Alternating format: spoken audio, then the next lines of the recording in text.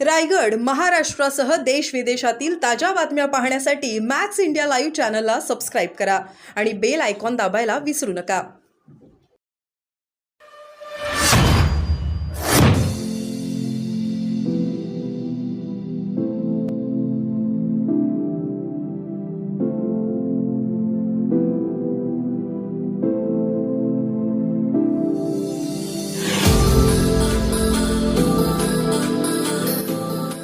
सांगू आणि ते मग ते लगेच वर म्हणजे रेपोर्टाची बेस्ट काम चालेल दिसतं. शॉर्टलिस्ट केलं का? हा नाही ते तर आहेच ना. मग मागच म्हणलो ना मी ते तर काम निवडणुकीचंच काम. मग काय करू आता ते देणारच नसले तर विरोधी पक्ष आहे आमचा व्हाय ना, समजा सत्ताधारी आमच्या व्हाय ना, तर मग मला गोरगरीब लेकरांच्या डोळ्यातले असं पोसावं लागतं ना दादा. असं आहे की तुम्ही कालपासून म्हणताय की सलाईन घेऊन उपोषण करणं योग्य नाही, सलाईन घेऊन उपोषण करणं योग्य नाही. मात्र यापूर्वीच्या जे उपोषण झाले त्या प्रत्येक उपोषण बहुतांश उपोषणात तुम्ही सलाईन लावून उपोषण केले. पडून राहील टाईम जातो. ऐकत नाहीत ना लोक म्हणतोय मी काय काढून फेकलेले दोनदा, याला बी साक्षीदार आहे तुम्ही.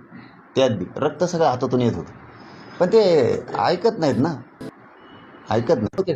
वेळ जातो. बाकी याचा अर्थ मग असा बी नाही बरं का, म्हणजे लय टोकाचा आपण त्याचा अर्थ काढू. मग याचा अर्थ सलाईन लावल्यावर माणूस जगतोच असं बी नाही. मग हो, त्याला काय सलाईन नाही, फक्त पाणी मिळतं शरीरात. त्याचे जे कमी होणार आहे ते होतं. वजन कमी व्हायचं ते होतंच. त्याला जितका त्रास व्हायचा तेवढा होतोच. मग त्याचा BP कमी होतो, त्याचा शुगर कमी होतो. सलाईन लावलीच म्हणजे काय मग माणूस असा जगतोच असं बी नाही, फक्त जास्त दिवस जाते वयाला. माणूस मरतोच सलाईन जरी असली तरी पण. राजकारणाच्या ह्याच्यात एक अशी चर्चा सुरू आहे. एक आरोप तुमच्यावर होत होता की तुमच्या मागे शरद पवार, बरोबर आहे.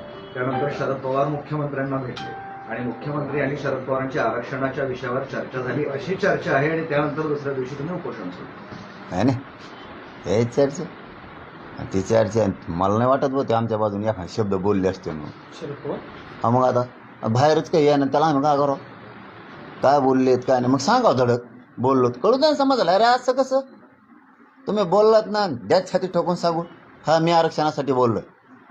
मुख्यमंत्री सांगा ना. ते आता शंभूराजे साहेबाची परवा का काल फ्रीज झाली, ते म्हणले मलाच मिळलं नाही. मुख्यमंत्री ते दोघं काय बोलले, मी तर लय लांब राहिलो. मग त्यांनाच मिळ नाही म्हणलं, दोघांनी मेळ कळून द्यावा ना, समाजात लक्षात येतं बा. अरे आपल्या बाजूनं कोण बोलतोय, माझा बोलण्याचा हे अर्थ आहे.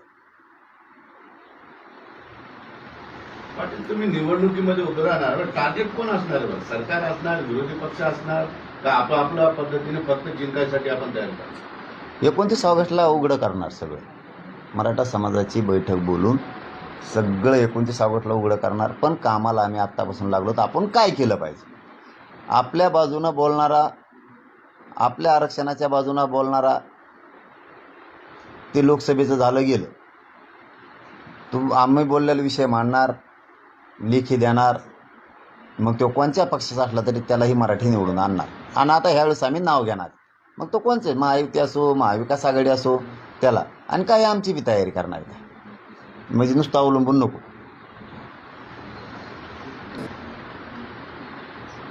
धन्यवाद.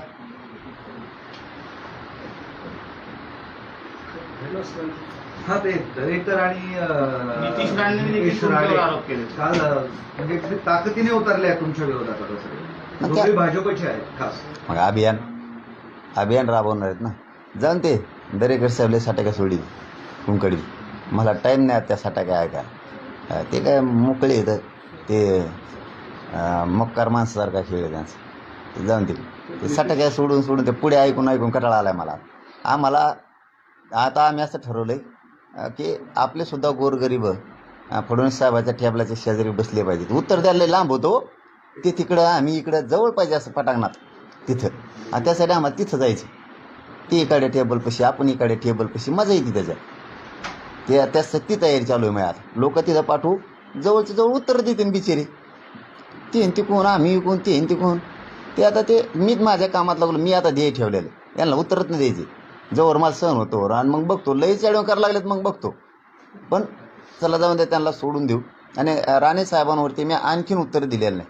हां, हे मी पुन्हा एकदा नितीश साहेबाला सांगतो, निलेश साहेबाला, की त्यांनी त्यांना सांगावं मी आणखीनही त्यांच्यावरती शब्द बोललो नाही, त्यांनी त्यांच्या अंगावर ओढून घेऊ नये. मी बोलत असतो परत मग, कारण काय असतं, काही मित्रत्व किंवा काही जात याच्या पलीकडं समाजाचे लेकरं आहेत. त्यामुळं त्यांनी मी मागे सांगितलं होतं की मला मग ऐकायचं तोवर ऐकत असतो मी नसतो ऐकत. मग आम्ही एकदा पट्टा तुटला ना, मग ते गिरणीचा पट्टा तुटल्यावर खेळ असतो आपला. म्हणजे राणे कुटुंबाशी तुमचं फार मित्रत्व होतं, तरी ते कसे काय तुम्हाला? तेच म्हणणं आहे की समाज आणि समाजाच्या पलीकडे एक दिवस ते कसं असो आरक्षण देऊ लागले होते.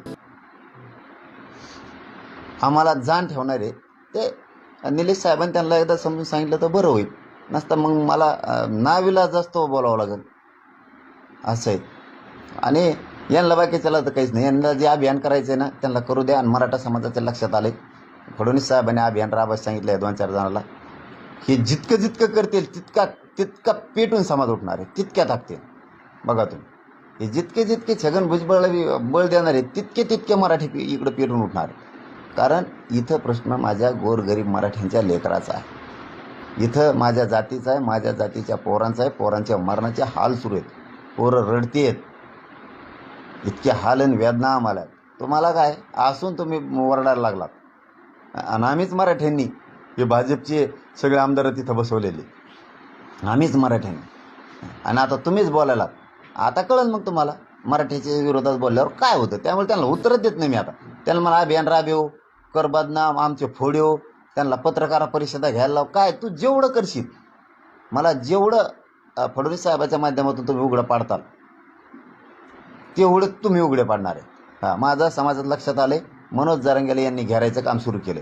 एकीकडून छगन भुजबळनी त्यांना अजित पवारच्या त्या गटाचा साथ आहे, आणि दुसरीकडून हे बाकीचे अभियान राबवणारे म्हणजे त्याला ट्रॅप म्हणू, हे भाजपाचेच आमदार आहेत, त्यांना फडणवीस साहेबाचा साथ आहे आणि यालासुद्धा फडणवीस साहेबाचा साथ. कारण सत्ता हे फडणवीस साहेब चालवते. कारण शेवटी फिटरला किंमत असते, गाडी नीट करणारा गाडी घेऊन काय करतो.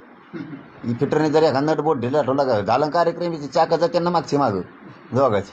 फडणवीस साहेब सत्ता चालवत आहे, तर मग एकनाथ शिंदेवर विश्वास कसा? त्यांना कवा म्हणलं मी विश्वास, मी कवा म्हणलो, मूलभूत विश्वास तर आहेच ना. पण मी कवा म्हणलो आहे. आणि कवा म्हणलो मी यांच्यावर बी शिंदे फडणवीस साहेबांवरती किती बाऱ्या म्हणलो मी की शंभूराजे देसाई साहेबांवरती, शिंदे साहेबांवरती, पुन्हा एकदा फडणवीस साहेबांवरती मराठ्यांनी विश्वास टाकला आहे. तुम्ही आमचं ठरलेलं द्या, हे मराठी तुम्हाला डोक्यावर घेऊन नसते. किती मोठं वाक्य आहे साहेब,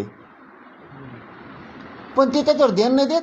कडे गेल्यावर नळीवर बसवतो माणूस, ते असं गोट्या आणतो बोटाने, एवढं ते सटके सोडून काय म्हणून धामायचे, हे कुंकडून आणले तर कुंकडून नाही. त्यांच्यामुळे भाजपचं बोट व्हायला लागलं ना. विनाकारण ते फडणवीस साहेबांवर रोज जायला लागला, म्हणले का नाही.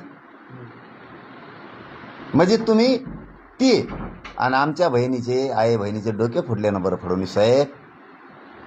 चिंदाडे झाल्यात तुम्हाला आत्ता दाखव दवाखान्यात, मला वाटतं हॉस्पिटलला इथं संभाजीनगरच्या. मी थोड्या वेळात माहिती घेतो आणि सांगतो. त्या माणसाच्या पायात पुन्हा पाणी झाले, ज्याच्या पायात गुळी घुसली तो पुन्हा त्याचा पाय भला मोठा झाला. पुन्हा साहेब आमच्या बी आई बहिणीचे त्या दिवशी कंपाळाची कुंकू पुसायची वेळ आली, ती ओक्सा बोक्सी रडून रक्ताच्या थारोळ्यात पडलेल्या होत्या. तुम्हाला तुमच्या घरातली आई